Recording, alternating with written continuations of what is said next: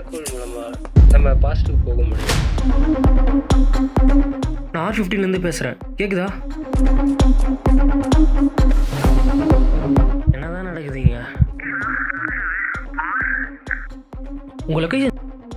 இந்த black hole கதிர்வீச்சு நம்மளை சுற்றி வரும்போது டைமில் பார்க்க கூட நிறைய சேஞ்சஸ் இருக்கு.